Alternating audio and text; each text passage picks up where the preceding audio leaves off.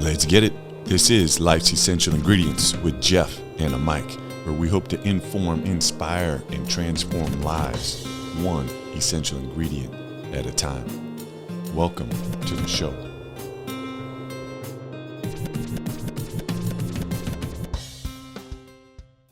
Listeners, here we go again, and we are short. My Pasho, I'm going to be missing you today, but you got called into work, but we are ready. And just to kind of let everybody know that Life's Essential Ingredients is actually part of our nonprofit, because we have new listeners kind of tuning in all over the country. We're in 40 countries, almost 600 cities now. So thank you for tuning in. But C4 Leaders is the name of our nonprofit. And we're the only nonprofit to utilize the pizza making process to create space for our companions to be seen, heard, and loved.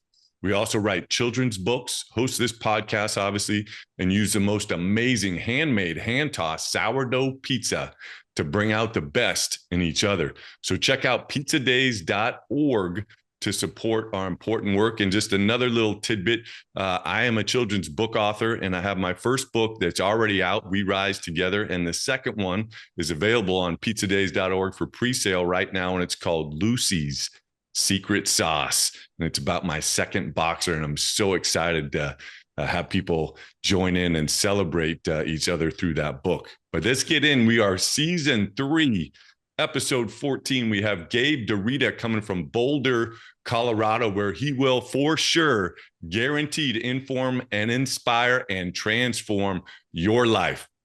Best place to find him is through his website, effectiveconnection.com. And he's all over the place, but that's a great site. So effectiveconnection.com. So about our guest, Gabe DeRita is a goal whisperer. I love that. I love this next statement. Mushroom nerd who left his fancy tech job in 2017 to travel the world by bicycle.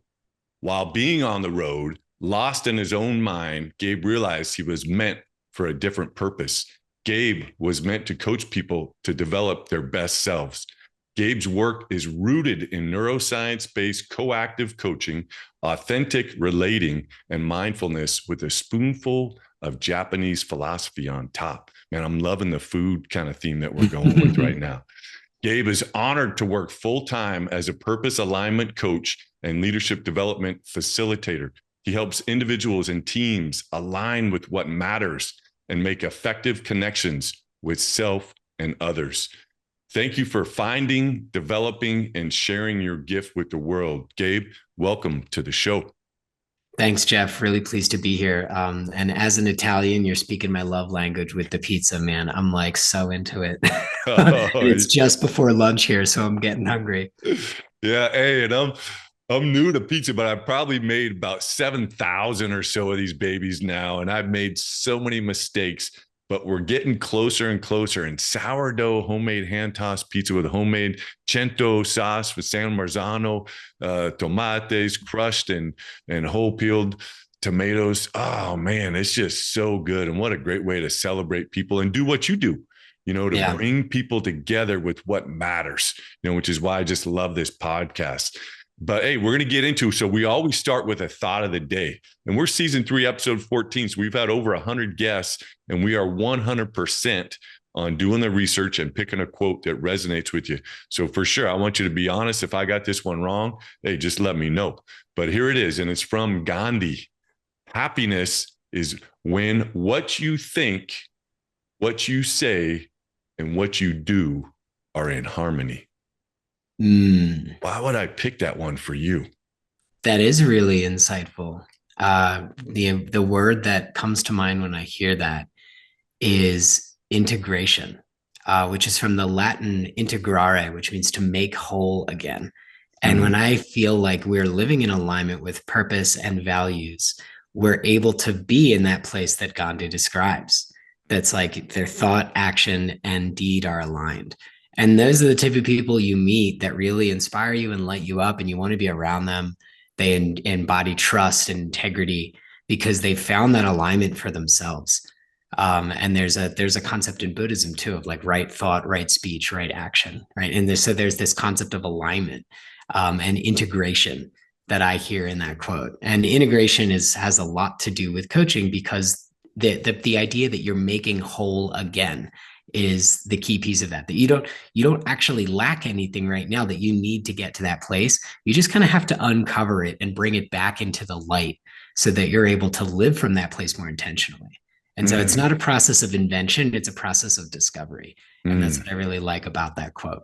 Man, I love it. Listeners, get out your pen and paper, baby, because Gabe's going to be dropping some deep knowledge. I can already feel it, and I just loved how the word of integration and to make whole again, and it just led me to thinking about kintsugi, and I'm sure you're familiar with that ancient practice. It's like the 9th century. It's a Japanese word, and it's to kind of make stronger than you were before. And it's kind of the art of being broken, and where they have Mm. intentionally taken an ancient artifact, broke it, cleaned it up, added some lacquer and some 24 karat gold to it, and made it even stronger and more beautiful than it was, to make whole again. And I think that's why I'm so fired up for this show, because, and a lot of people, I think, maybe disagree with me sometimes when I say, and I'll just speak for myself now, that we're broken, and I think being broken is a strong word, but at the same time, it allows you to realize, hey, I have everything inside me to heal myself and make myself whole again. And Mm. so many times life happens and we let things kind of make that brokenness deeper and deeper and deeper and harder to repair, when if we can just get into the space sooner and realize that's part of life, and all the great work that you're doing, the sooner we can get on to sharing our gifts with the world, which is what we need. And Yeah. again, yeah, thank you for doing everything that you do. And we always start the show out in a simple way, and I'll let you interpret it any which way you want. But what was life like growing up for you? Mm. I was really fortunate to have a loving home and a safe place to express myself when I was a child. And so growing up, I really had a lot of connection and support, which I think gave me this foundation of gratitude. Of course, I had my share of tragedy, like anybody else who lives long enough in the world, and had some losses of really close and important people to me early on in my life. And so I think I also had this perspective of mortality. Like when, I was 18, my best friend died in a car accident. And sort of right at that moment when you feel like you're invincible, like life reminds you that this is all limited and fallible. And when you talk about being broken, I think that was the first moment for me where I really felt that. And it reminds me of, I would think we're going to be competing for quotes this whole show. So it reminds me of this quote from Rumi, which is the wound is where the light enters you. And I think that's a beautiful concept of how do we deal with loss and how do we heal? Because I did have this really beautiful childhood, a loving home, a safe place to express myself, a beautiful community of friends to explore the world with, and then was hit right in early adulthood with this powerful experience of loss that I'm still grappling with. And how am I taking that experience of this really rich soil, this foundation, and integrating the reality that the world is not what it will ever be again when I was a kid, right? There's just never going to be that sense of safety and support that I had in that home when the world operates on its own terms. And so how do you meet life with resilience? Because I think whether you had a perfect childhood or a horrible childhood, you still end up with scar tissue. There's no way to avoid it. And your expectations of reality are going to be based on what happened to you when you were young. So it's really about how do you meet life on its own terms, and in a way kind of reparent yourself so that you're able to be both that loving support for that inner child that you have, and also be able to bring that kind of resilience and that starry-eyed wonder that maybe you were able to have at certain points earlier in your development. So I know that's kind of a big answer to that question, but the short answer is it was great and I had a lot of fun. And still trying to kind of chase that dragon in some ways of keep that playful spirit alive. Yeah, man, that's beautiful. Everything that you just shared. And yeah, thanks for sharing that. And I'm just going to go to the last word, the playful spirit, and yeah, as life gets hard out, you're probably not aware, but my profession was 29 years as a nurse. And half of those were at a level 1 trauma center working in the trauma ICU. and taking care of people that were in terrible car accidents, shot, stabbed, and been surrounded by death. I guess that's what gives me the sense of urgency at this point in my life to get busy playing, get busy living and get busy making pizzas that can bring people together and just allow them to see life from a little different perspective, even if it's just for that short amount of time. And I really feel like that can lead, even if it's just an hour, well, maybe that inspires them to take action down the road that I'm not even aware of, to just get us back to kind of honoring each other and allowing all people, so to say, to come to the table and again, to be seen, heard, and loved. And again, after researching you, I just feel that spirit come out of you and just so authentic and genuine. But let's get going. I don't know why I'm talking way too much in this episode. But I just feel like we have so much to share with each other. But so let's get in. The show's called Life's Essential Ingredients. So what are those for you right now, kind of on the daily? What are those things where you need those to be part of your everyday life? You know what? I really like the way you asked that question because I didn't prepare this, but I have a very clever answer for you here. I actually have this little red booklet that folks can't see because they're listening in that I've been writing in for about a year. And each week I put about 7 ingredients of things that I'm tracking. And so this is what's on my pizza this week is Nice. meditate, sweat, coach, learn, savor, share, create, gratitude, and laughter. So those are the ingredients on my pizza right now. And that's every day I actually go in and look at this list and say, have I done these things today?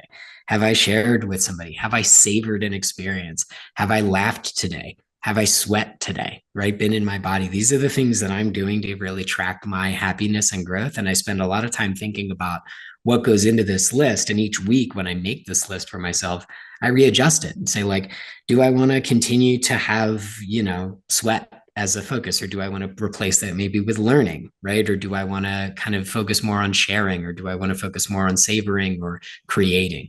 And so this just kind of gives me a framework to follow. And like making a pizza, right? It's not like, you can change the ratios of the ingredients, you get a different outcome. It's still going to be delicious. But those are the ingredients I'm focusing on right now. And they really have this rewarding and intentional practice of asking myself, did I do this thing every day? And then I get, of course, the little dopamine hit of checking a box at the end of the day because I actually go in and write a little X next to it if I've done it or not. Nice, nice. I love it. I love it. And I love how you mixed it in with pizza and everything else. And so very cool. Very cool. Let's get into, speaking of what goes on pizza. I've been very curious, and I didn't hear it in the episode that I listened to you on another podcast, but being a forager, wild edible and medicinal mushrooms, what got you into the shrooms, man? Oh, that's such a passion for me. It would be on that list, but they're seasonal, right? So I can't set myself up for disappointment. So I can't get them every week. Although they are starting to come out in Colorado right now. But I got into it because I had a neighbor back when I lived in California who brought cookies to a potluck that she made with candy caps. And candy caps are a mushroom that grows from Central Oregon to Central California on the coast under certain species of oak. And they're really special because they're a dessert mushroom. And so people don't think of, typically they think of mushrooms as savory or maybe psychedelic, but they definitely don't think of them as dessert. And candy caps have this really special flavor that's very similar to maple syrup. And Mm. when my friend Lydia opened the box of cookies she made, the entire apartment just filled with this rich aroma of maple syrup. And I was like, you have to show me where to find those. That is the coolest thing ever. And that kind of just sparked this passion for me of getting out into the woods and exploring the land I was on, learning about a deeper relationship between what was going on in the forest, how these mushrooms interact with trees and the soil, and how they help create ecosystems and share information in ecosystems. And going back to that childhood, I was really into Pokemon when I was a kid. And to me, hunting mushrooms is like adult Pokemon, right? You're going out into the forest to find these kind of like rare magical organisms that have special powers. And you can capture them and bring them home and take advantage of those resources. And so I just had a lot of fun with it, and it really deepened my already super active relationship with nature. I always was into hiking and biking and camping, and hunting mushrooms just gave me this other layer of experience that I could have in the forest. And it made it easier to share that experience with others because I could bring home like a huge grocery bag of free food, and everybody's like, "Whoa, where'd you get that?" So it brought my excitement for being in nature into my relationships and my community in a really powerful way as well. Yeah, that's so cool. Yeah, I didn't grow up appreciating nature like you do, but my wife loves it. And so she's really been a great inspiration to me, but it just feels so good to get out, and obviously so much benefit to our health to get out in nature. And then for you to take that a step forward further and be a forager and to live off the land, man, I love that. And my wife and I just planted our basil, serranos, jalapenos, um, mushrooms that we're going to be living off the land for our pizza and just sharing that. It's just something magical. And yeah, kind of, hey, life happens, but I'm there now to be able to appreciate that and take action towards doing that. But I just think that's one great tip, just to get out. It just feels so different. And I don't want to get off topic, but you've been doing that, man. It just got to feel good to go out there and bring something home. And like, yeah, It does. It yeah, does. And I wouldn't go so far as to say I'm living off the land. I definitely still spend a lot of time at Safeway buying the stuff I need to survive. But I do think it does give you that sense of presence that you mentioned. And there's a word for it in Latin. It's genius loci or loci, and it's like a spirit of a place. mm, And I think that's what mushrooms kind of give us a sense of. It's this very specific combination of like right place, right time, right conditions, not just where you are, but when you are.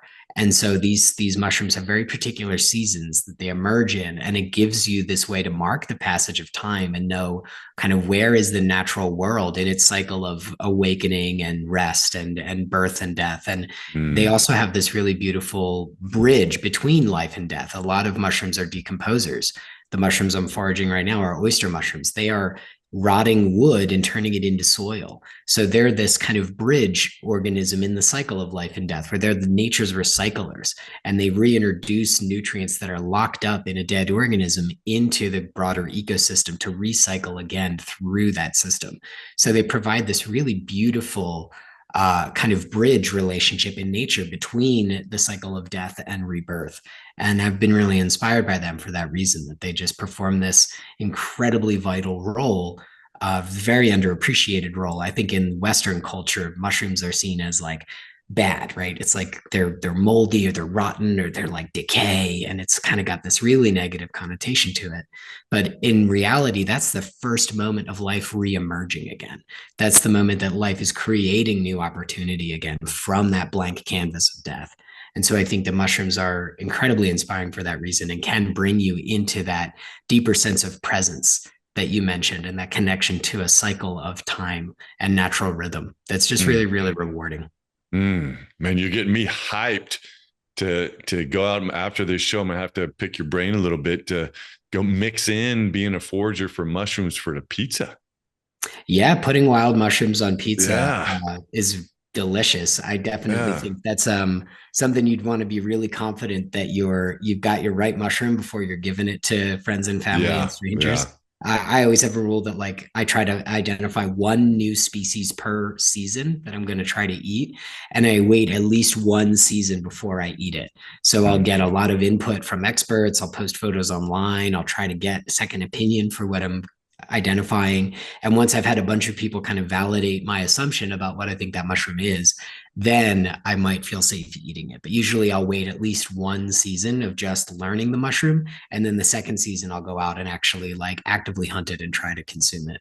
And by the time somebody else is eating something I picked in the woods, I've already eaten it first. yeah, yeah, yeah. Nobody's ever going to be the guinea pig. Oh yeah. No, you had me sold on the candy cap, man. I think that would be an interesting, especially if it smells like maple. For a little bit, I was making the pizza with maple wood. It was such a beautiful smell. That could be a interesting mushroom on a pizza. But It anyways, may be. let's get into you. I was fascinated with your story of when you were in, a high tech job, and you said, "Hey, I need something different, and I'm gonna get on my bike." Walk the listeners through when you were in that space, what led you to get on your bike, and then what you identified while you were out there on that journey. Well, what led me to get on that bike was what I now refer to as spiritual inflammation. And I Mm. think folks might be able to identify this of just kind of having this sense of like, it almost felt like a low level allergic reaction to my daily life, where like it just wasn't, something wasn't right at a fundamental level and I couldn't figure out what was going on for the longest time, because I was successful in my role. I had a great career that a lot of people would have wanted. I had a partner, I'd been with for 8 years, and I had a great group of friends, but there was something for me that was like fundamentally off. And I had to come to terms with the fact that I was living a life that wasn't meant for me at some deeper level, but I didn't know what the alternative was. And so I kind of had to step into the void, which is one of the scariest things I've ever done in my life, is just to leave behind comfort and certainty. Even though a lot of things in my life at the time were not working well and were not serving me, I wasn't perfectly happy. There definitely were some things that felt out of alignment for me in that life. But leaving all of that known for a great unknown was a really big challenge, and it took me like a year really to work up the nerve to do it. And yeah, when I finally did, I immediately felt lighter. Like I had kind of stepped off of a cliff and I was kind of floating into this abyss a little bit. But as I took that step, we were talking about Japanese philosophy earlier, and kind of you brought in some concepts that have been helpful for you. A concept that was really helpful for me at that moment was this concept of ikigai.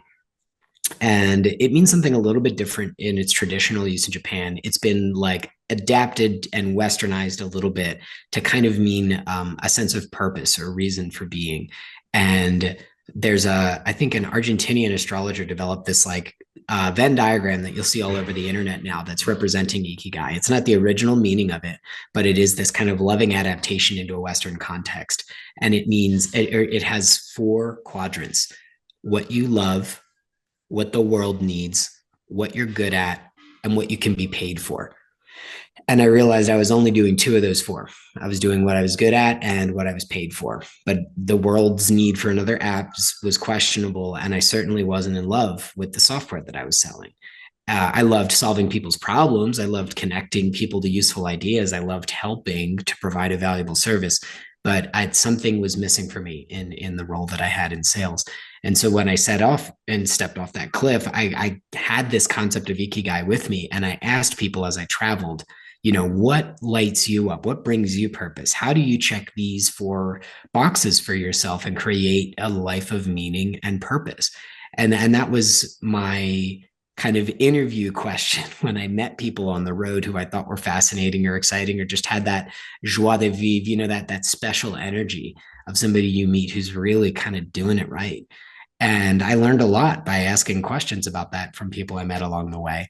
Probably could have made an interesting podcast show out of it if I had the wherewithal to record those conversations, but it really helped me clarify what was my ikigai, what was missing in what I was bringing to the world, and where did I need to shift and create some intention around what I was doing on a daily, weekly, and monthly basis to start to live more in alignment with those quadrants.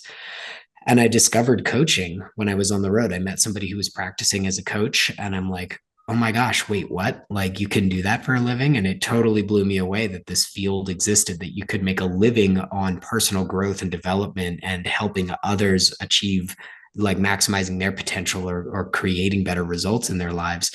And I devoted the last of my savings and my time when I returned to the US to really training with the most rigorous organization I could find and building a business around this concept of serving others through this work that radically transformed my life.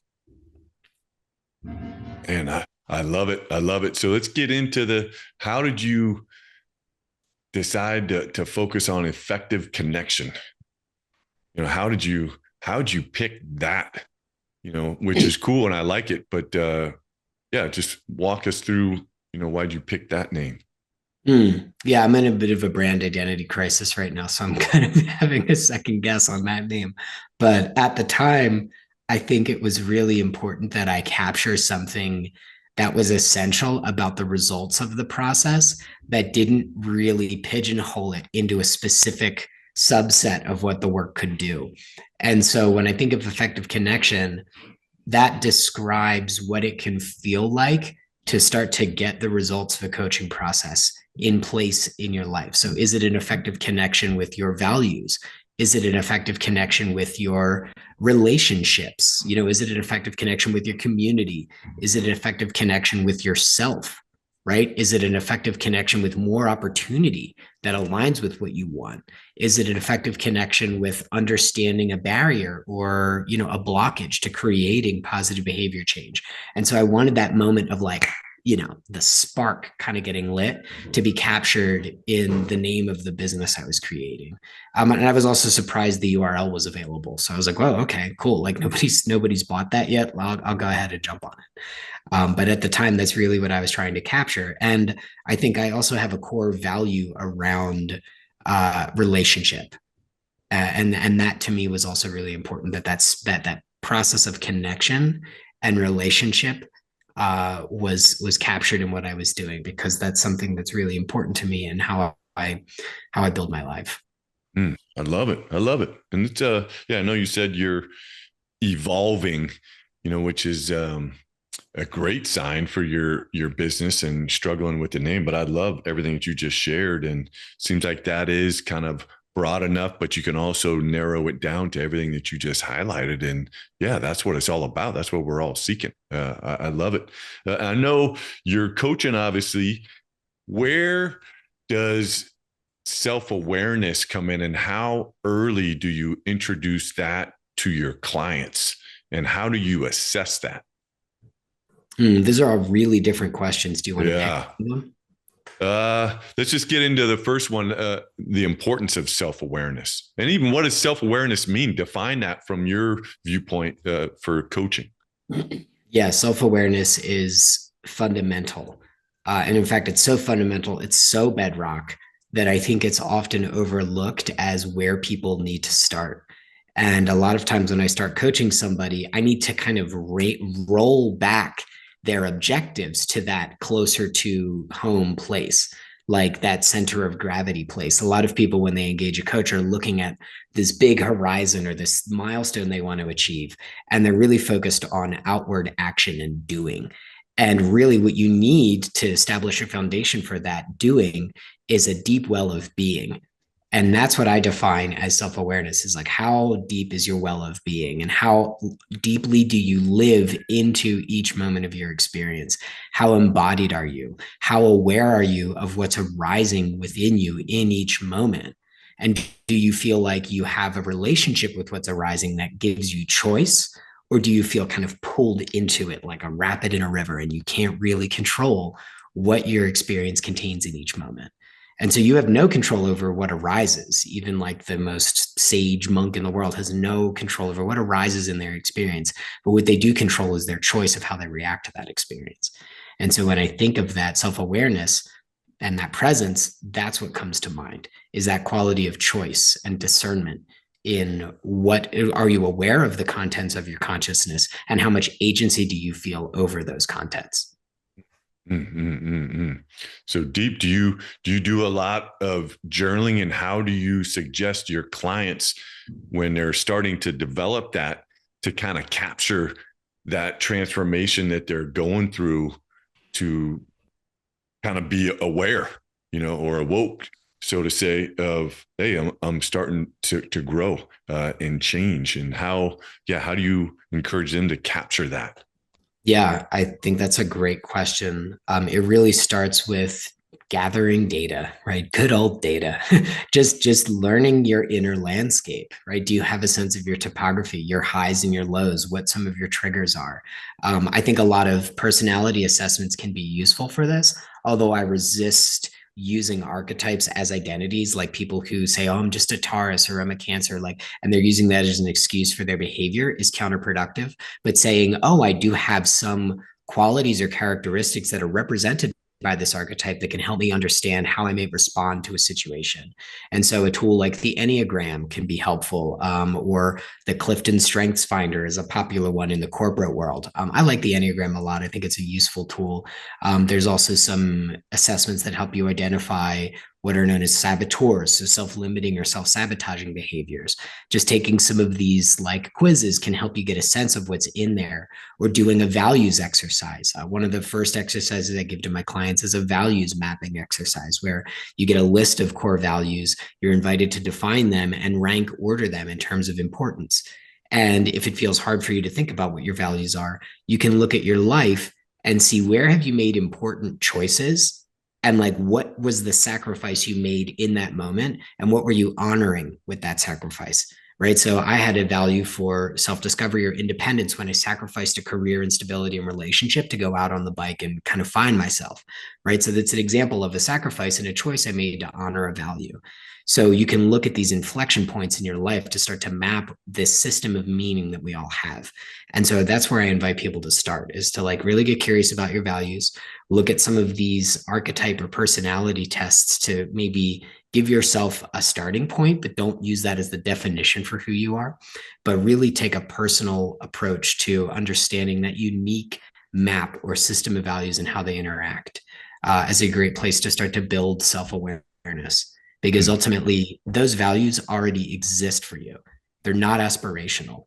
So whether you've named them or not, you're already living your life in accordance with those core concepts. And until you take the time to define and clarify them, you're kind of driving blind in a way, because values are never aspirational. They're always alive for you right now. That may shift over time in response to the circumstances of your life. But generally speaking, they're always already there. So really taking time to define them, I think, is a great place to start building that self-awareness. I love that. And you might have spoke to it a little bit, but I'm going to see if we can reframe it a tiny little bit.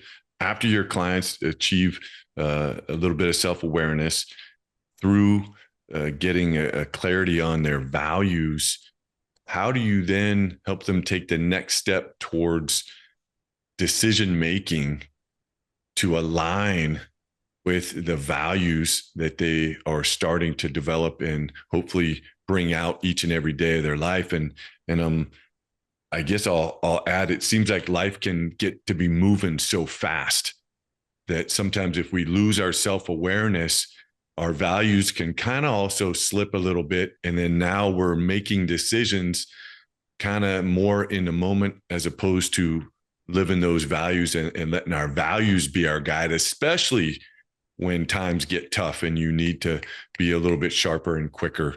Is there any tips? And I don't know if you're being clear on what I'm asking. It's not a great question, but I'm asking any tips that you have for your clients around decision-making and making sure that they align those decisions.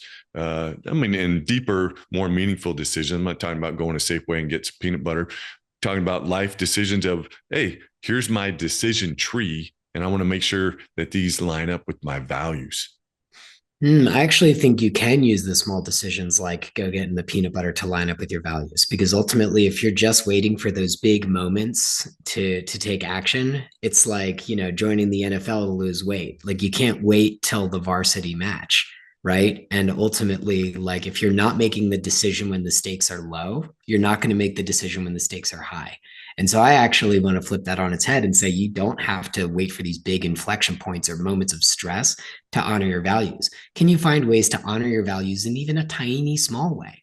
Like if you have a value for, laughter or joy, can you like just look up like one joke on the internet, like before you hop on your first meeting of the day? You know what I mean? Or like buy a calendar with some goofy quotes on it. It's just something to bring a little light and humor in. It doesn't mean you need to like quit your job and become a stand-up comic, right? You could just do a little bit of that thing that's missing to start to bring it into your life. And ultimately, values exist. Like you can identify them using the negative too, in the sense that it's not just the things that light you up and bring you purpose. It's also the things that like really get your goat or are really difficult for you to be with, the things that trigger you or upset you about the world and other people and yourself. That's typically an indicator of a value being dishonored or stepped on. And so in those moments of challenge, if you're not sure what to do, you can look at the way that that situation makes you feel and get curious of like what value is being dishonored or out of alignment that's driving this strong reaction for me. Because oftentimes those reactions are older than the moment they arise. There's a deeper pattern here that you can get curious about to find out what's the value that's being dishonored here as well.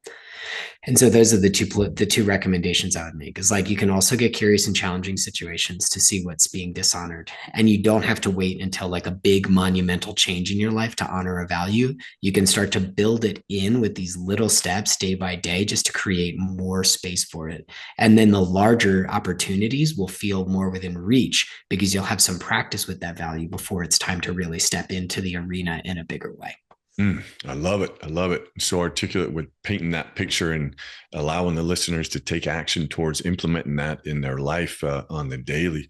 And I know you're about creating deep, effective connections. Why is that so important? And how do you do that with, let's just say, a team? Let's mix it up. We've been talking about individuals a little bit. Let's go, because I know you work a lot with teams. Let's talk about some team stuff. Yeah, I'm really glad you gave that specific context because it's an area of my work is growing a lot. And I'm seeing it because there's a lot of unique challenges in the workplace right now with, the hybrid workforce and everything's post-COVID. We're figuring out how to do this kind of in a very different way. There's also more generations in the workforce than there's ever been. Like Gen Z to boomers, it's like a 40 or 50 year age range on the same team, which is unprecedented because people are not retiring as early as they used to, and people are working longer. So you see this like really big gap in worldview and life experience that's represented on teams. And so how to build connections and create teamwork effectively is like a really pressing challenge for leaders today. And there's also this demand for more kind of realness in the workplace and authenticity. I think COVID really accelerated that. Like people were dealing with so much pressure and stress that they didn't have any time to wear the mask anymore. And people just wanted to be able to be genuine and open to each other in the workplace so they could support one another more effectively and also achieve the organizational goals. And so I'm not sure I'm answering your question directly of like how to create this on teams because I think it depends on what's needed, right? So like, does that team have an issue with trust? Does that team have an issue with psychological safety? It's closely related to trust. Is there issues with accountability or boundaries, right? And all of these dysfunctions are interrelated. There's a lot of really cool tools and models you can use to kind of assess the challenge inside an organization or team and kind of pinpoint aspects of the dynamic that aren't working. But that's usually the first step I'll take is to kind of get curious with the leadership and with some of the members closer to the front line of like, what do they see not working well? Where are some like already pre-identified areas of opportunity we can go in and get specific about creating some frameworks or, to support behavior change there. And then maybe where are some of the unidentified opportunities or challenges that we might only get into once we start to explore that dynamic in a little more detail. Yeah, no, it's good stuff. Good stuff. And let's flip it over because I know you specialize in the good stuff, but also dealing with the stuff that's not so good and conflict, which is, part of so many teams and just life in general. Any tips on helping people work through conflict? Yeah. I mean, there's a whole 2-hour workshop I run on this. So it's like but I can give maybe the like, if there is like that one weird trick doctors don't want you to know kind of thing. There are a few kind of universally useful maneuvers that you can bring into a challenging interaction. The first is what I call the 4 magic words. Can we slow down? Can we slow down? Right. So if you notice the mercury rising or things moving really fast, like, can you just kind of rein it in, give everybody a chance to pause and just breathe a little bit? Try to slow the interaction down if people are talking fast or over each other. Can we slow this down? I'm losing you here. I want to stay connected. Let's just bring it back right to like a reasonable pace. You have permission to do that. Nobody really thinks about it, but you can just slow it down. And the second thing I really like to ask, it's from the 5th practice of authentic relating, which is a big part of my work with teams. These tools of authentic relating. The 5th practice is honor self and other. And one of the most useful things we can do, or ask to do that effectively, is what's needed here. So, do we have a really clear understanding of that? What do I need and what do you need? And where do those needs overlap? And are there any assumptions about what's in the way, right? Like maybe I assume you need vanilla ice cream, but you're actually allergic to vanilla and you really want strawberry, right? So, like, have I taken the time to figure that out? And are we operating from a set of false principles in trying to meet others? Because typically, what we'll do is all of us default to giving other people what we want when we're hurt. And so that's what we always do by default. It's like, here's the thing that I want, and maybe I don't feel permission to ask for it. So I'm going to give it to you. But what we really need to do is find out if that thing that we're giving that person is actually what they want. Like, do they need that type of support, or is there a different type of support that would be more effective for them? So asking what's needed here and getting a really clear understanding of that can help clarify the issue in a challenge or a conflict. And just a very simple question that's easy to ask and can help clear the air of some of those assumptions or difficulties. So slowing things down and asking some clarifying questions is a great place to start. I love it. I love it. And you're so, I just love the words that you use. And I would love to see you in action, man. Yeah, you're so calm. Your tone is incredible. And I know your clients are so fortunate to have you leading them through all the good and the challenging times that goes on with the coaching that you do. But you kind of beat me to the punch a little bit. I wanted you to get into the authentic relating, because you say you spend a lot of time in that space, and it's kind of I know what both of those words mean, but I'm not too familiar with that practice. So I think it would be great for the listeners to get a better understanding of that and do some research on their own. Yeah. Authentic, I think, it's unfortunate that that's the name of this toolkit, because I think it's a little overused, to be honest. I think a lot of people have different definitions of what authentic means. But these practices of authentic relating, the way they were taught to me, is really just about kind of the art of being human. And they're useful in every relationship. So I bring them into the workplace with the caveat that this is also something that's supportive of being a better husband or wife or community member or brother or sister or friend. And the thing that I love the most about them is how simple they are. And often when I introduce them to people, I say, like, I hope I'm not telling you anything new. I hope some of this sounds familiar, or you might be able to think of a situation where this arose. And so the 5 practices are: welcome everything, assume nothing, reveal your experience, own your experience, and honor self and other, which we just talked about. And so that first one, welcome everything, it just means we're staying open to what's arising. It doesn't mean we need to love what's happening, right? The second one, assume nothing, actually is impossible. That doesn't mean that we're assuming nothing, because we're all making our own meaning from our perspective of subjectivity. You can't avoid it. The skill here is getting good at noticing, naming, and dropping those assumptions so they're not in the way of what's real. And you're able to meet that present moment with clarity, because you're not clouded by all those judgments or ideas or assumptions. You're really just present for what is. And that revealing experience piece doesn't mean we're telling everybody what we think all the time.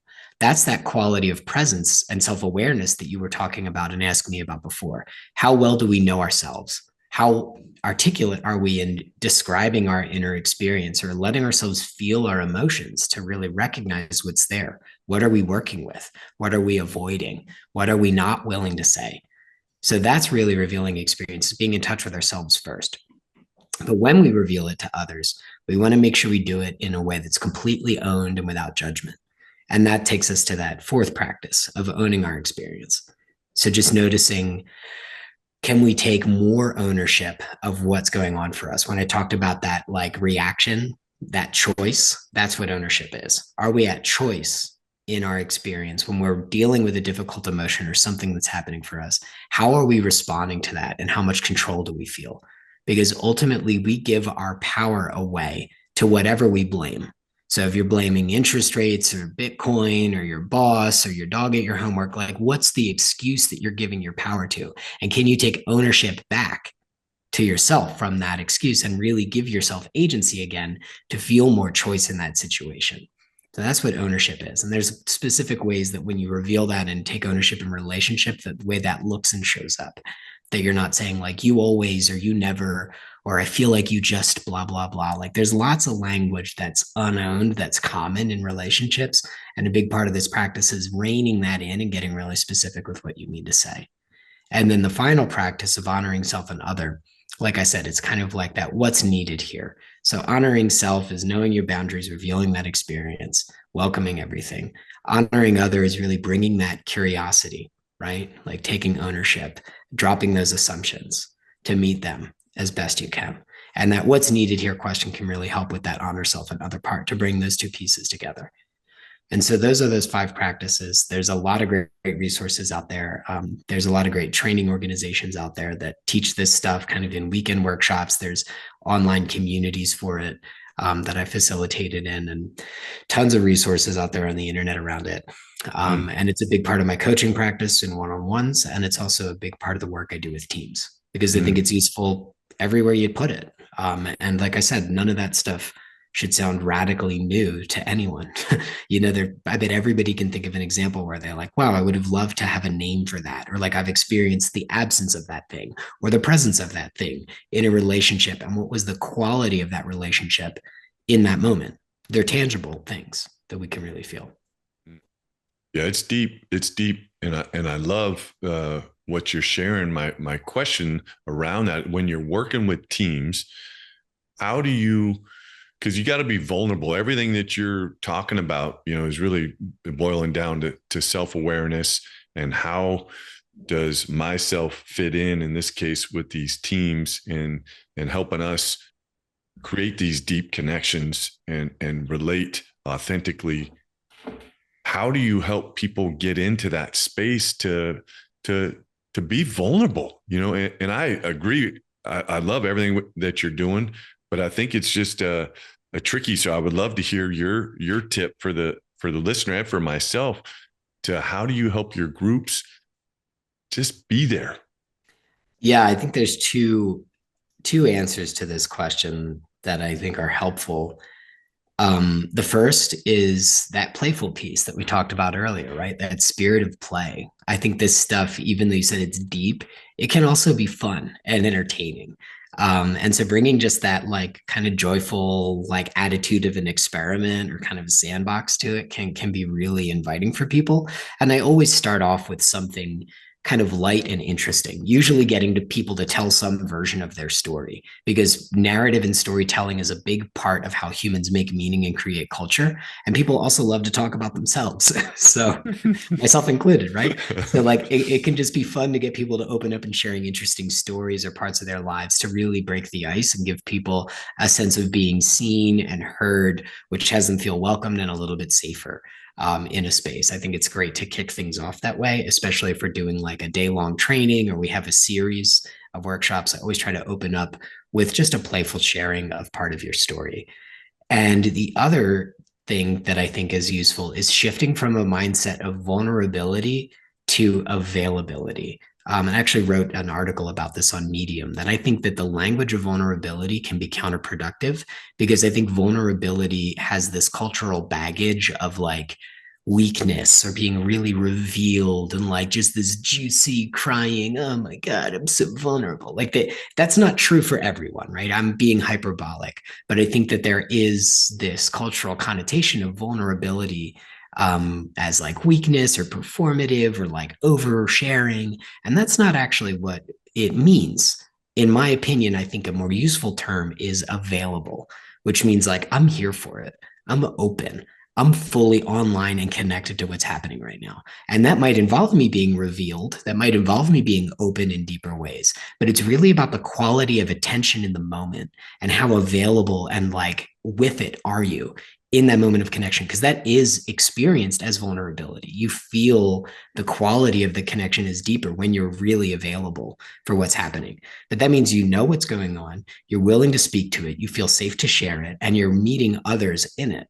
And so I think that quality of available is a useful reframe if somebody feels resistant to the idea of vulnerability, because it speaks to kind of what's possible in the connection when you are revealed and open and deeply present, which has qualities of vulnerability to it without the kind of connotation of that like oversharing or weakness or like kind of revealed in a bad way. And so just if somebody feels difficult with the concept of vulnerability, I want to offer you that reframe to availability instead. No, I love that. I haven't heard that before. Yeah.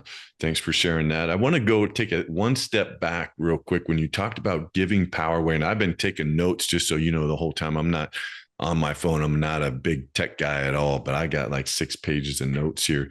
But you wrote giving power away, and it just kind of led me to me a little bit. And then I put a little arrow going to emotions. How do you help your clients not give their power away when they become emotional? And I'll give just a quick, short example. My second book is supposed to be coming out, and I'm using a company to help upload it. And it's been just way more difficult than it should be. And I probably sent like 30 emails because they don't have any phone. It's just one of those ones. And then they will get back to you, and they never solve your problem. And I've totally given, and power, I don't know even what that word means, but I've given my power away, and I've let my emotions kind of put myself in like just a bad spot. And I've been getting like stressed out just from that. And I'm aware, and today was a better day with it. But yesterday, it was like for a good hour where I was just inside visceral, of just not feeling good. And it's like, why did I do that? So maybe you coach me up, or you give up some other example of helping your clients not give their power away and let their emotions kind of take the power. Yeah, you said a magic word in there that I want to kind of use as our entry point to this, which is like, why did I do that? Or why did I let myself get so upset? And when we're asking that question of like, why do I feel this way? There's always this like low key element of self-judgment in there. And that can be really counterproductive to allowing that emotion to run its course, because ultimately we just have to metabolize that emotion. I learned in this meditation course, it was a Vipassana course, about this concept of sankharas. And a sankhara is like an energetic fingerprint. And like if we're unwilling to feel something, it kind of gets like smushed onto our emotional body as this like energetic thing that we're carrying around. And so if we're not willing to feel that difficult emotion or metabolize that experience and process it, it's going to stick around and leave that residue.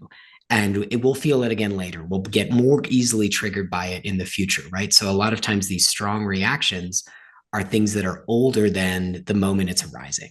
And so if you're feeling that like frustration, that difficulty, and then on top of it, you're judging yourself for feeling that way, it's going to block you from processing it effectively. And so instead of asking, well, why am I feeling this way? Why am I letting this get the best of me? I should blah, blah, blah. Like if that's the voice you're hearing in that moment, shift it to how.